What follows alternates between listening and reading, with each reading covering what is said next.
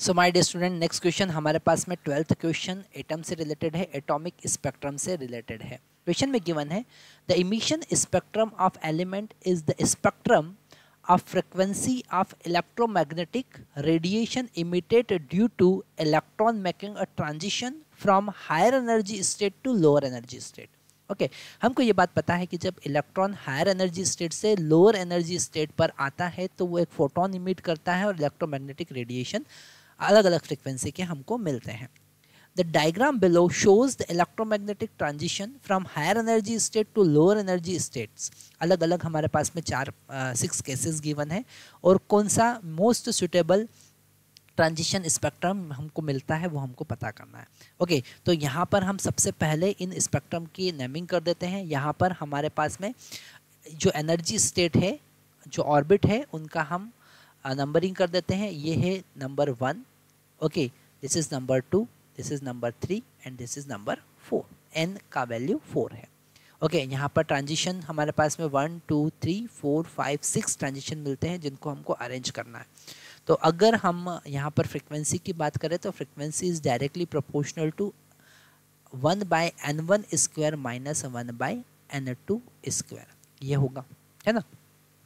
मतलब अगर first case की बात करें तो n1 का वैल्यू जो है वो है 1, यहाँ पर आना है, और n2 का वैल्यू है 4।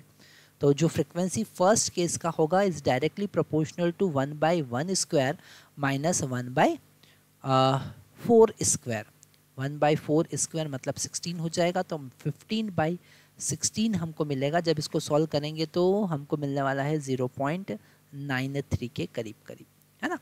अगर हम सेकंड केस की बात करें, ये फर्स्ट केस हमको मिल गया। अगर हम सेकंड केस की बात करें, F2 की बात करें, है ना, तो वहाँ पर थर्ड से वो फर्स्ट पे आ रहा है, मतलब वो प्रोपोर्शनल होगा 1/1 स्क्वायर माइनस 1/3 स्क्वायर, है ना। तो ये हो जाएगा 8/9, है ना। तो ये हमको अप्रोक्सीमेट 0.88 या 0.9 के करीब करीब मिलेगा। अगर हम थर्ड स्पेक्ट्रम की बात करें, है ना, ये सारे वैल्यूज़ अभी हमको नोट कर लेना है। थर्ड स्पेक्ट्रम की बात करें तो वो होगा 2 से 1 पर, तो 1/1 स्क्वायर माइनस 1/2 स्क्वायर मतलब कि 3/4, तो ये होगा 0.75, है ना, 0.75। अगर हम फोर्थ की बात करें, है ना, तो फोर्थ जो होगा वो हमको मिल रहा है 4 से 2 पर, है ना, 4 से 2 पर, तो 1/2 square minus 1/4 square.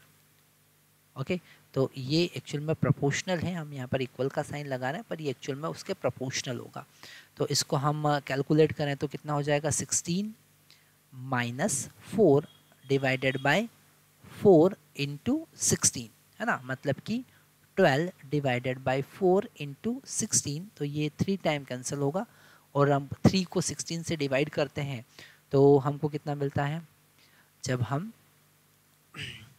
3 divided by 16 करते हैं तो हमको मिलता है 0.187 या 0.19 हम लिख लेते हैं, है ना।